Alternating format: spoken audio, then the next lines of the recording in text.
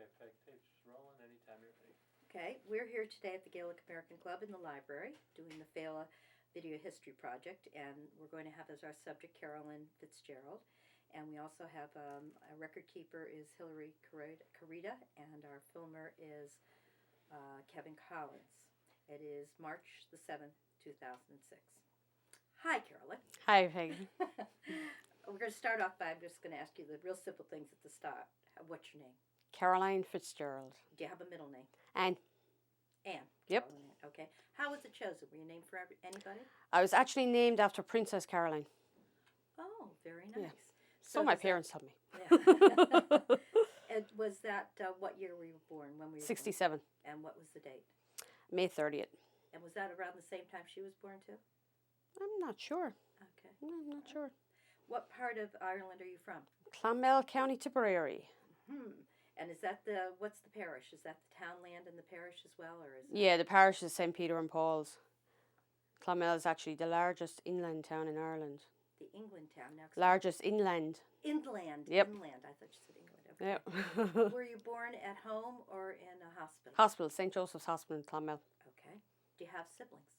I have 2 older brothers, And what are their names? Sean and Brendan. And where do they live?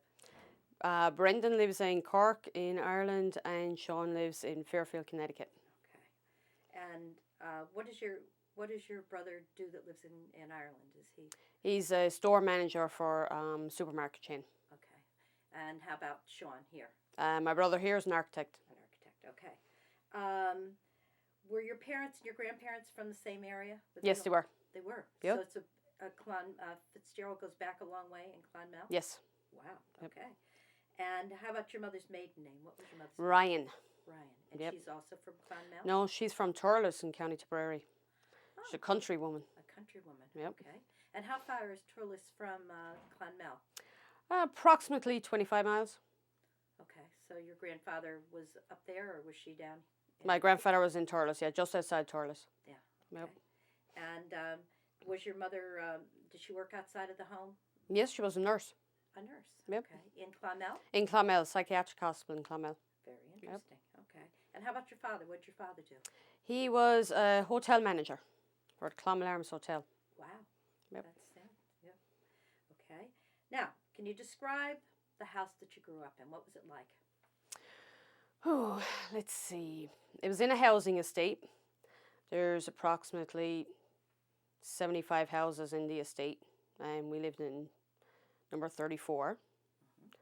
I had 3 bedrooms, living room, dining room, built-on kitchen, and lots of room to play. You had a garden?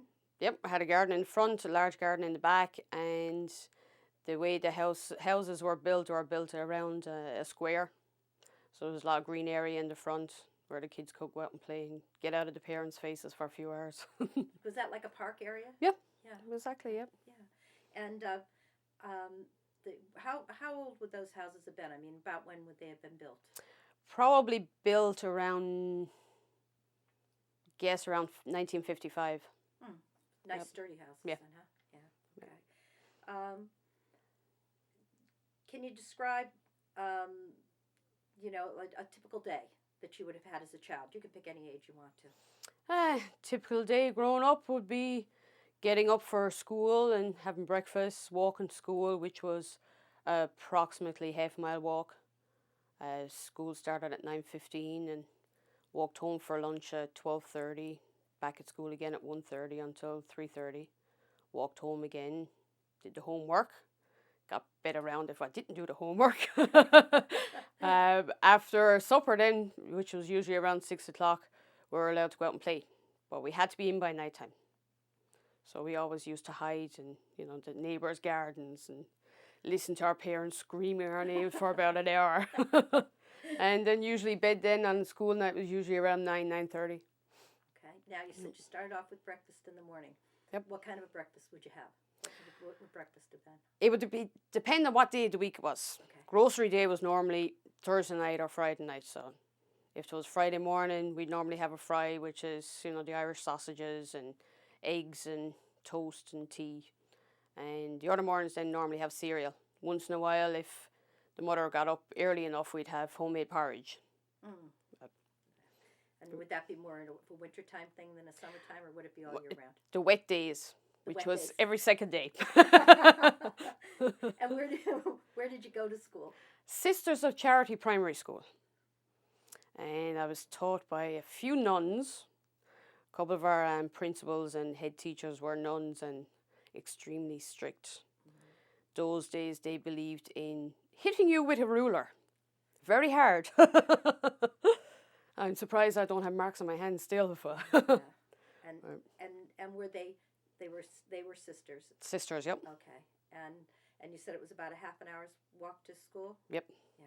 And what years did you go from how old to how old? From when I was 5 until 11, went to Sisters of Charity, and then I went to secondary school at Clonmel Technical Institute for another 5 years.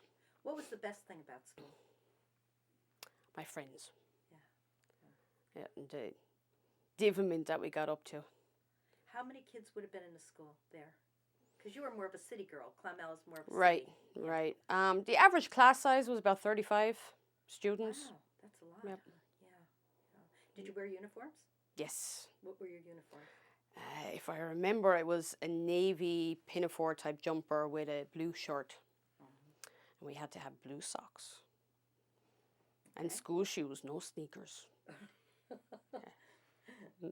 Now you're young enough that you grew up in a time when there was electricity and all that, all the mods Oh, yes. and cons, right? Yep. Did you have TV when you Yes. were a kid? Okay. What Yep. were your favorite shows on TV at that point? When I was a child growing up, it was Wonderly Wagon. It was a kid show with Muppets and different things on it, and taught you basically, the reading and maths and stuff like that. Different games you can play. Right. Did you learn Irish at school? In school, yes, it's drummed into you. Yeah. Was it required for graduation? No. No. No. Okay. We were tested on it in secondary school. It's called a leaving certificate. Most students around 17, 18, when they're leaving school, if they don't go on to college, that's basically the last exam they do. And then And part of it is Irish. is Irish. Yep. Okay. Oral and written. Oral and written. And Yep. did you ever use Irish at home? I mean, was it something that you would speak at home at all? No. Never. No. Did your parents have it as a language, or? They did it during school as well, Okay. but they never spoke it at home or anything. Okay. It was one of those things when you're going to school, you wish you didn't do it. But now that I'm over here in the States, I wish I actually did do it. But you retained a little bit more. Yeah. You were talking about having supper. What would your mom fix you typically for a supper in the evening? Well, usually it would be either a fry or because we'd have dinner at lunchtime. Oh, you'd have your big meal. We have our big meal at lunchtime. Would be either stew, potatoes, sausages, depending again what day of the week it was. I mean, I grew up in the 70s, and late 70s. My dad was let go out of work, so it was basically whatever was in the house at the time, whatever they could afford to cook. Yep. I see. Yeah. If you were standing right now in the doorway of your home where you grew up, Mhm. and looking out, describe to me what you'd see out the front door, and then describe to me what you'd see out going out the other door to the back garden. The front door, all you can see is the row of houses going around in a square shape, with a large park. Just outside my door, there was a footpath that we used a lot of us used roller skating that on. And at the end of the path was 3 large stone pillars that if you didn't watch where you were going, many's the time you would hit it. But the estate where I lived, the main road of the estate would come in, and then it would fork off to the right and go all around in a square. So, Okay. And in your back garden? my back garden was a 6-foot wall. Large grass area for the dogs and the cats and that, but all around it was just a wall. Okay. Did you have did you grow any vegetables or flowers or anything in the garden? In the front garden, we grew underneath the windowsills. We grew rosebuds and a fuchsia bush, which had pretty red flowers. Yes, they are Yep. pretty, aren't they? What was your, if you think back now as a kid, what was your favorite food? My favorite food had to be smoked haddock. Really? Yep. I don't think I've ever had anyone say that before. Smoked haddock.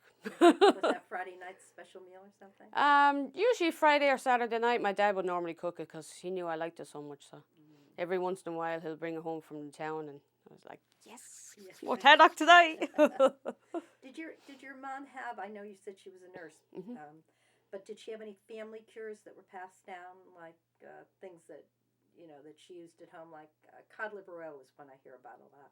And she didn't use cod liver oil. She used a lot was cold tea bags for anything to do with styes in your eyes or anything. If your eye was sore or red, always had to put a cold tea bag on it.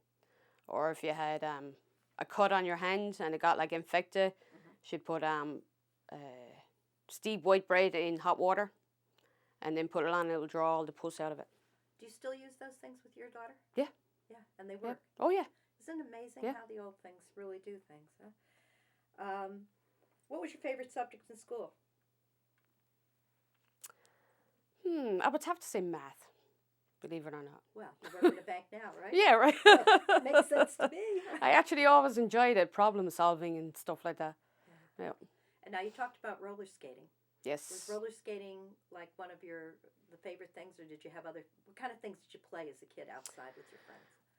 Each season was something else. Tell us. Well, we'll say January was normally a cold month, so we'd normally just play Red Rover, where you get two teams. Normally there'd be 20, 25 kids out in the housing estate that we all played together. So we'd break up into two teams, and Red Rover was basically go half and half in different teams, and then one person would call the other person over from the team, and they'd have to run really fast, and everyone would hold hands, and if they could break the hands, then they won, and if they couldn't break the hands, then they became part of that person's team. So that was one game, and another game was marbles, where we'd have the glass marbles, and we'd try and shoot each other's opponents out of a ring that we draw.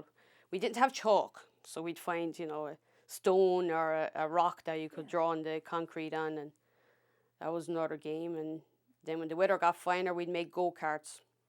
So we'd find pram wheels onto like baby strollers and stuff and baby prams, and get a long plank of wood and try and make this cart that'll go down the hill and hopefully not fall apart before you get to the end. Well, that was some of the games that we played. That sounds like fun. Sounds like you had a good time. Yeah, we did. Yeah. Yeah. When you have that many friends. Childhood was like the best time.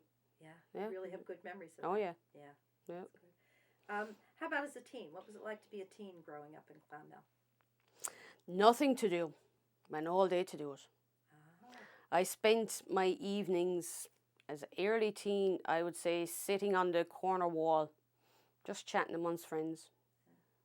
And then when I got older, then, I sneak into the pub and, try and get a drink like without...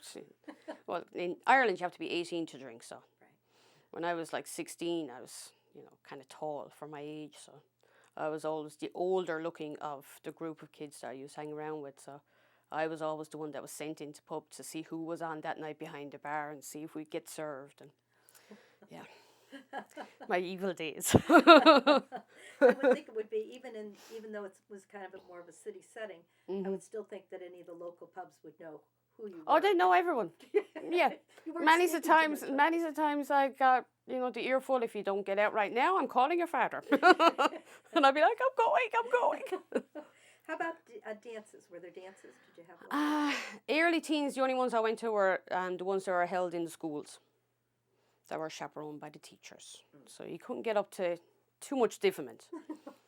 But they were usually like on a Friday night or so, 6 to 9, and, soda would be served and chips if you're lucky. And most of your friends would end up going. So. And did you have guys that showed up for those dances? Oh, yeah, it was mixed. That was good. Yeah. That was good. Then later teens, then we get into the local disco, which was normally around 9 o'clock or so at night, and go until 2 o'clock in the morning, and you had to convince your parents you were actually really at a friend's house and you weren't at the disco because you're only 16. And You weren't supposed to be able to get in. Yeah, but most of my friends lived in the same house in the States, so it was very easy for my parents to go and knock at the door and say, "Is Caroline here?" "Oh no, she went to the disco with Lorraine." I said, "Grounded for a week." Was Irish music a big part of your growing up experience? No. No. I actually went. My mother, since she's from the country, she was into a lot of Céilís and everything. So when I was, I'd say around 12 or 13, I was sent out to my aunts out in the country, out near Thurles, and the weekend they would go to a big Céilí session that was held in a field. Just a platform put down, and you just dance away, and they'd have the floodlights and the car lights. But other than that, Irish music never really was into. I said when I went to the Céilís in the early days. I joined dancing, Irish dancing. I did it for 2 weeks and I hated it. Oh, wow. Because I was tomboy. Yeah. Well, when you were talking about building a race car, I kind of got Yeah. that feeling. Yeah. So talk a little bit about what it was like when, because you were a city girl, to go out to the country and stay with your mother's family out there. What was it like to do that? I liked it because I got away from my 2 older brothers. My eldest brother, Sean, we fought like cats and dogs. So when it was summertime and we were off from school, my mother would always send me out the country for a week or so. Yeah. And I loved it because my aunt had horses, dogs, she had chickens, pigs, ducks. She had everything. Yeah. She had the vegetable garden, fields upon fields that you can go out and play in. And, you didn't stay in the house. You're up at 5 o'clock in the morning and you were feeding the chickens and bringing in the eggs and then bringing in the vegetables for the dinner and out again in the afternoon, came in again at night time. But we always had to be in before 6 o'clock because my aunt was very religious, so we always had to kneel for the Angelus. For the Angelus? Yeah. And then did you follow that up with the Rosary? Only on a Saturday night. Uh-huh. Yep, only on a Saturday night. But we always had to be in before 6, I'll always remember it. Yeah. Saturday night, then we all had to kneel either on the chairs or on the floor. She had 12 kids, my aunt, so. Wow. It depends on where you had the room, whether you were kneeling on the floor. You were hoping you weren't kneeling on the floor because most of it was concrete floor, so. Yes. It was a real country house and you're there in your shoes.